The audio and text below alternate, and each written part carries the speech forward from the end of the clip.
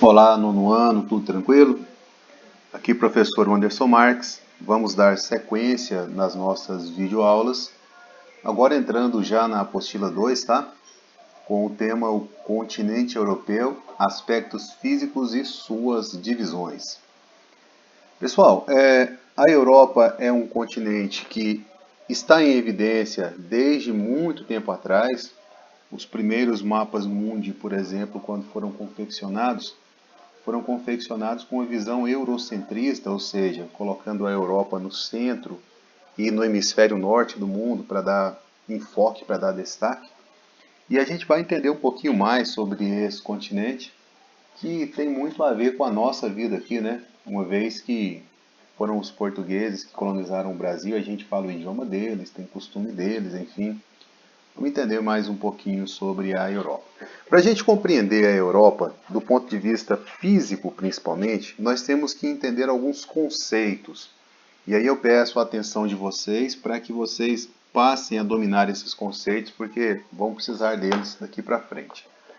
Começando com o conceito de península. Pessoal, península é a porção de terra de certa extensão, cercada de água por todos os lados, salvo por um. Esse lado de exceção aqui tem contato com o continente. Você vai pensar assim, ó, é uma ponta de continente, a setinha está mostrando lá, que tem água de um lado, do outro, mas essa ponta de continente tem contato com o continente. Isso é uma península, é uma extensão do continente. Nesse sentido, a gente pode identificar aqui no mapa algumas penínsulas. Aqui, Península Ibérica, olha só, água de 3 lados, mas um lado está conectado com o continente. Por exemplo, aqui, Península Escandinava, tem água de cá, tem água ao sul, tem água ao oeste, só que tem contato com o continente. E olhando assim, a gente pode ver outras e outras penínsulas, né? Por exemplo, aqui tem uma península, tem água de 3 lados, mas tem contato com o continente. Aqui tem uma penínsulazinha, ó. Essas penínsulazinhas têm outro nome, tá? Mas enfim, só para vocês irem entendendo o que é uma península. Por que disso? Porque disse que a Europa é a península do continente euroasiático. Imaginando que aqui seja um continente só, a Europa e a Ásia, a Europa ela é cercada por água por 3 lados, sul, oeste e norte. Lembrando que aqui é passagem de água, tá? É o Estreito de Gibraltar. Cabo. São penínsulas em porções menores. Eu dei o exemplo aqui, né? Isso aqui é um cabo, tá? Cabo. Cabo da Boa Esperança, cabo, enfim. Cabo é uma península com menorzinha extensão, tá? A península é um cabo com maior extensão, mas sempre ponta de continente com água cercando 3 lados. Porém, essa porção de continente tem contato com o continente maior. Golfo. Golfo é uma reentrância do mar sobre o continente, caracterizando um formato de ferradura com grandes dimensões. Pessoal, eu posso falar mais ou menos que golfo é o contrário de península. É uma porção de água cercada por continente por 3 lados, mas que tem contato com o oceano. Então aqui, ó, ao norte tem continente, a leste tem continente, ao sul tem continente, mas do lado de cá tem contato com o oceano. Então aqui eu tenho um golfo, tá certo? Se o golfo for pequenininho, ele é chamado de baía. Caracteriza por apresentar uma forma arredondada, quase fechada, lembrando a forma da letra U, ou de uma ferradura, em menores dimensões se comparadas ao golfo. Vamos achar a baía aqui, ó. Olha só, aqui tem uma baía, ó. Onde está a setinha. Aqui tem uma baía. Aqui tem uma baía, ó. Aqui está até mais claro do que aqui, né? Aqui é quase um golfo mesmo. Aqui tem uma baía, ó. Entradinha de água aqui. Uma baía, então, é uma entrada de água cercada por 3 lados do continente, mas em menor dimensão do que o golfo. Tá certo? Enseada, praia em formato de arco, semelhante à baía, porém com o arco mais aberto. A enseada, ela é uma espécie de de golfo, mas com o arco bem aberto, como vocês estão vendo aqui, ó. Pessoal, mas qual a diferença? No caso do golfo, forma um U mesmo. No caso da enseada, não chega a formar um U. Vamos procurar outra enseada aqui, quer ver? Aqui, ó. Esse aqui é uma enseada, ó. Tá certo? E aí, por fim, arquipélago é um conjunto de ilhas. Na Europa isso faz muito sentido, na medida em que, por exemplo, eu tenho um arquipélago aqui, ó, que é a Grã-Bretanha, a Irlanda e as ilhazinhas em volta. Ao sul da Itália tem arquipélago, ao sul da França tem aqui, na região da Grécia muito mais, né? Olha o tanto de ilhazinha. Conjunto de ilha, arquipélago, ok? Guardem esses nomes aí que eles podem ser importantes. Vamos falar da regionalização da Europa, então. A Europa ela é baseada em vários critérios para regionalização. O primeiro dele é em relação ao aspecto físico. Lembra que eu falei que a Europa é uma península da Eurásia? A Eurásia, a Europa e a Ásia juntas, porque não tem divisa continental. A Europa acaba sendo a ponta do continente, cercada por água por 3 lados. Tá? A Europa possui 49 países com características culturais, étnicas e linguísticas diferentes. A área do continente é de 10.180.000 km². Na comparação, o Brasil é 8,5. A Europa inteira é um pouquinho só maior do que o Brasil. Logo, o Brasil é maior do que qualquer país europeu. Tá? Você vai dizer assim, pessoal, mas a Rússia é o maior país do mundo. Sim, a Rússia é maior que o Brasil, só que a Rússia é euroasiática. Ela está na Ásia e na Europa. A porção europeia a Rússia é menor que o Brasil. A Europa é uma península da Ásia.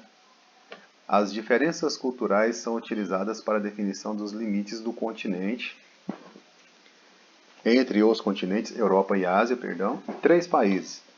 A Turquia, o Chipre e a Rússia estão nos 2 continentes, na Europa e na Ásia. Eu fiz uma brincadeirazinha aqui para vocês, para vocês compreenderem como é que existe uma diversidade cultural, étnica na Europa. Eu coloquei aqui a frase, ó, eu sou europeu com muito orgulho. Em alguns idiomas. Galera, são vários povos, várias etnias, vários idiomas. Vários idiomas, eu coloquei aqui alguns só. Então tá lá, eu sou europeu com muito orgulho em inglês. I am European with great pride. Deve ser isso, né? Aí tenta você fazer o exercício aí, ó. Fala em basco. O País Basco está aqui ao norte da Espanha e eles falam o euskera. Esse é o idioma aí. Europaco Razotasunes Nagu. Deve ser isso, sei lá. Aí vai dificultando, né? Fala em búlgaro aí. Tenta você. Pronuncia isso aí. Em letão. Letão na Letônia. Em francês. Je suis europeu avec une grande fierté. Ah, sei lá se é isso. Enfim, em italiano, sono europeu com grande orgulho, ou alguma coisa parecida. Fala em grego aí você, valendo 1 ponto na média. Fala aí, eu sou europeu em grego. Não vale rodar o Google Tradutor não, hein? Em russo parece que às vezes é só até o contrário. Em macedônico. Bom, isso para mostrar para vocês que quando a gente fala de Europa, a gente não pode pensar numa Europa homogênea, una, a Europa é uma coisa só. E olha que eu coloquei aqui só alguns povos e alguns idiomas. Tem muito, mas muito mais do que isso, tá? Vamos lá. Durante o período da Guerra Fria, a Europa foi dividida entre a Europa Ocidental e Oriental. Aí, aqui está o mapa mostrando essa divisão. Nessa fase, galera, a Europa Oriental, que é essa parte vermelha, era constituída por países influenciados, alinhados à União Soviética. Lembra da Guerra Fria que a gente estudou aí no capítulo passado? Esses países de vermelho da Europa estavam totalmente debaixo da influência geopolítica da União Soviética. Alguns aqui eram União Soviética mesmo. Do lado verde, nós temos a Europa Ocidental. Essa aqui ficou alinhada aos Estados Unidos e ao capitalismo durante a Guerra Fria. E aí, assim, eu fiz uma comparação aqui do lado entre alguns desses países, os vermelhos da Europa Oriental, os verdes da Europa Ocidental, comparando a renda per capita desses países. Os dados são de 2017, a fonte é o Banco Mundial. Olha para você perceber, a Noruega tinha, né, uma renda per capita de 64 mil, quase 65 mil dólares por ano. Suíça 78, França 38. Vamos aos países da Europa Oriental. Letônia 15. Letônia é uma ilha de prosperidade nessa lógica da Europa Oriental. A Bulgária 8, a Albânia 4, a Ucrânia 2, a Rússia 10. A Rússia, que era superpotência, tem uma renda per capita, nessa comparação aqui, que chega a ser quase que um quarto da renda per capita francesa. Para você perceber que o lado capitalista se desenvolveu muito mais, no final das contas, né, do que o lado socialista, do ponto de vista da renda per capita. Mas se eu for comparar os PIBs, vai ser coisa parecida. Se eu for comparar o IDH, vai ser coisa parecida, enfim, para mostrar que o desenvolvimento da Europa Ocidental foi muito maior do que o da Europa Oriental. Com relação à divisão geográfica, vamos lá então. Vamos falar de algumas divisões da Europa. Eu estou seguindo o livro, tá? Não sei se você já tem em mãos a apostila 2, mas eu estou usando o livro eletrônico. Imagino que vocês tenham acesso a isso no site da Bernoulli. Privilegia a localização espacial. A Europa é dividida em Europa setentrional, aqui, verde, do norte, ocidental ou central, aqui, meio roxo, né? Europa meridional do sul, aqui, banhada pelo mar Mediterrâneo, e Europa oriental ou leste europeu, a parte amarela. Tá certo? Essa divisão aqui é a divisão geográfica focada na questão da localização espacial. Mas existem outras divisões. Tem a divisão chamada de étnico-cultural. Essa aqui envolve características culturais dos povos e processos históricos de ocupação do continente europeu. Nesse caso aqui, a Europa tem 6 regiões. Na aula de hoje a gente vai estudar 3 delas, deixar 3 para a aula que vem, para o vídeo não ficar muito longo, consequentemente muito enfadonho, né? Vamos lá então. A perspectiva da divisão étnico-cultural nos mostra o seguinte. Europa nórdica, o mapa está aturado para vocês irem acostumando com esse tipo de mapa também, tá? Aturas são esses riscos aí, com cores ou direções ou texturas diferentes para vocês identificarem. A nórdica são riscos mais escuros na vertical. Então vou pegar os países que estão riscados assim, ó. Então eu tenho aqui a Península Escandinava, Finlândia, Noruega, Suécia. Aqui está a Islândia. A Europa Central, riscos na horizontal, são esses países aqui. Mas vamos ver um por um depois, tá? Mas Itália aqui, a França, enfim, a Grã-Bretanha. Aí tem a Península Ibérica, que são essas linhas verdes diagonais. A gente tem aqui Portugal e Espanha, tem Andorra bem pequenininha aqui também. Mas enfim, tem o leste europeu, que é essa parte rosa aqui. E esse grandão é a Rússia, né? E tem os chamados países bálticos, com essas linhas na diagonal os países Balcãs. Eu pulei esse aqui, ó. Vamos voltar aqui nos Balcãs. Os bálticos estão aqui, ó. A gente fala deles. Península dos Balcãs, que é essa aqui, com os pontinhos brancos no meio do espaço azul claro. Esses países bálticos, eles têm como destaque ali no sul a antiga Iugoslávia, que acabou virando Sérvia, Croácia, Bósnia, Macedônia, enfim, lá no sul da Europa. E aí sim, agora, países bálticos, que são esses aqui, ó, que são Letônia, Estônia e Lituânia. Esses países pertenceram à União Soviética no passado, mas como eles desvincularam da influência russa e entraram para a União Europeia, eles não vão entrar aqui como leste europeu, não, nessa divisão, né? Também por conta de características culturais muito próprias deles lá, certo? Aí, como eu disse para vocês, a gente vai começar a tratar sobre essas regiões específicas, começando então pela Europa Nórdica. Essa aqui ela é composta por Dinamarca, Finlândia, Islândia, Noruega e Suécia. Fazem parte dessa região aqui os países então chamados de nórdicos. Se você já assistiu a série Vikings, ou não sei se é The Last Kings, enfim, tem algumas séries associadas aos Vikings, aos povos nórdicos, que estão fazendo muito sucesso aí na Netflix principalmente. Você vai entender que esses povos aqui são descendentes daqueles povos lá, tá?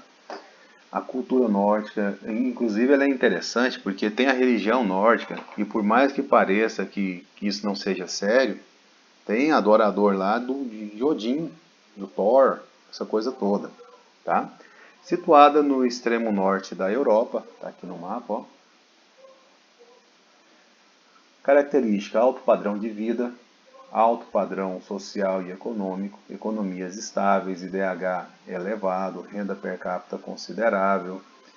No campo físico, da geografia física, a região é muito conhecida pelos fiordes noruegueses, que estão na Península Escandinava, principalmente nessa parte aqui, ó, que é a Noruega e a Finlândia, principalmente.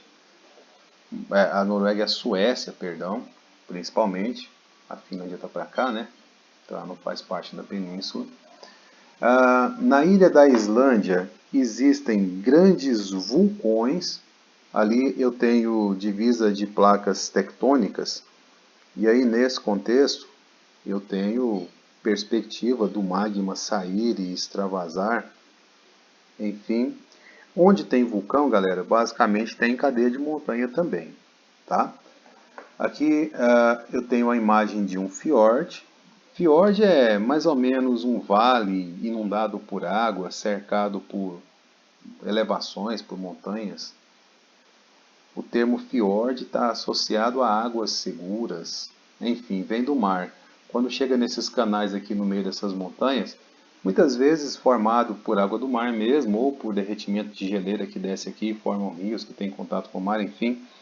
O fato é que esses fiordes são muito comuns nessa região, sobretudo montanhosa, da Península Escandinava.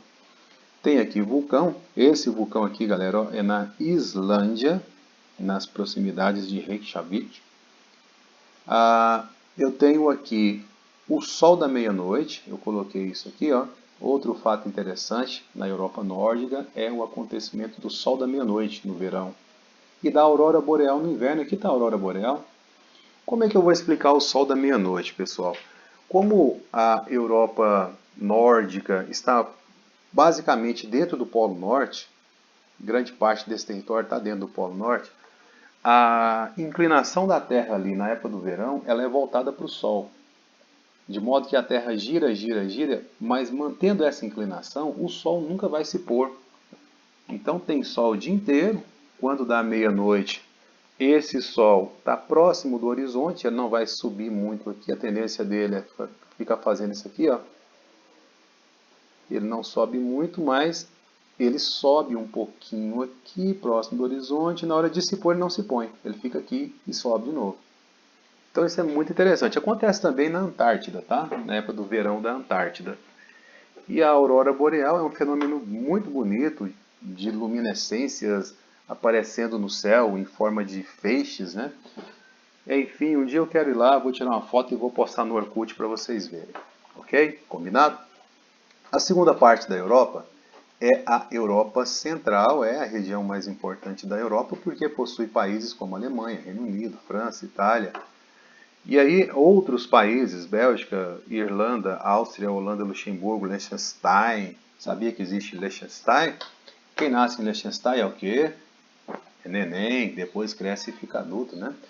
Tem a Suíça, Mônaco, San Marino, Vaticano. Lembrando que Mônaco e San Marino são principados, Vaticano é uma cidade-estado do tamanho de um bairro, ou menor que isso, enfim.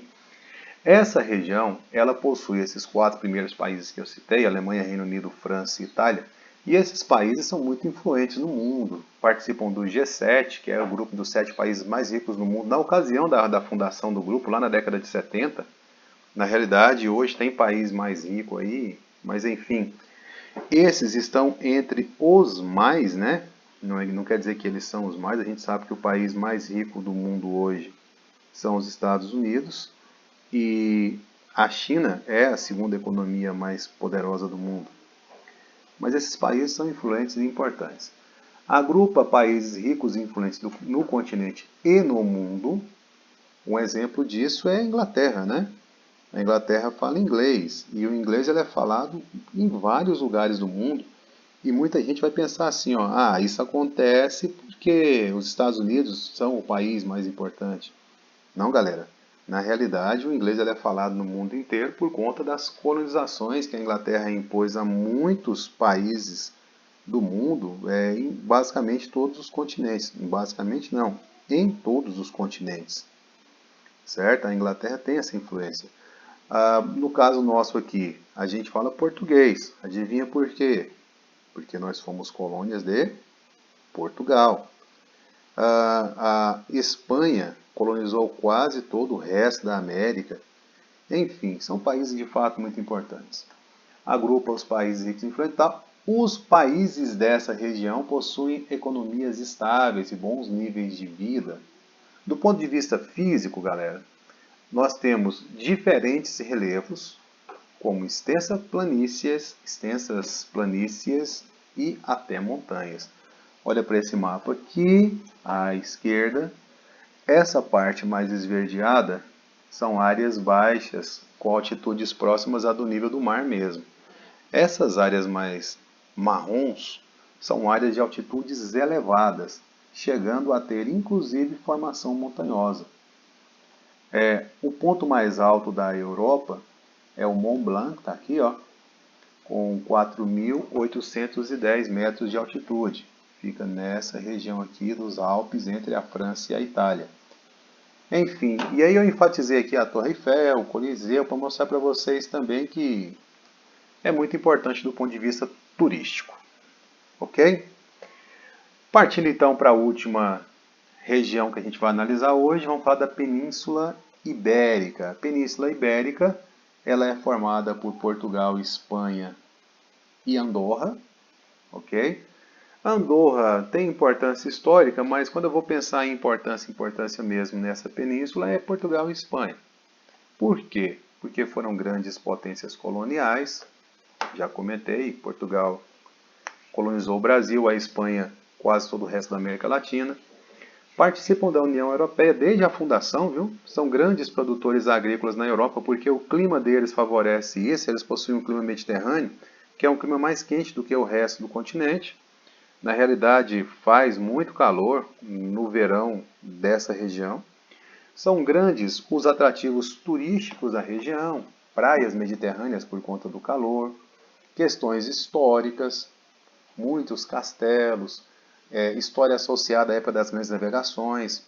Recomendo que, se vocês tiverem condição algum dia e os pais de vocês se interessarem, que vocês conheçam Portugal, Espanha, Barcelona, Madrid, Lisboa, Cidade do Porto, é muito interessante. O relevo da região é muito peculiar, pois tem até áreas de montanhas. Aqui, galera, ó, é a Sierra Nevada, na Espanha, que é um grande polo turístico para questão da estação de esqui. Eu falei para vocês o clima mais quente, mas tem isso também lá por conta da altitude. Quanto mais alto, mais frio. E olhando para o relevo aqui, você vai perceber isso, ó. Nós temos lugares, o mapa é tridimensional, né? Nós temos lugares de relevo montanhoso espalhado ao longo de toda a península. Tá certo? Então, galera, vamos parar por aqui. Na aula que vem eu falo para vocês das outras regiões da Europa. Tá dando 25 minutos já, espero que vocês tenham entendido. Na sexta-feira a gente tem aula ao vivo e qualquer dúvida que vocês levantarem a gente tira lá. Combinado? Grande abraço, valeu, até a próxima.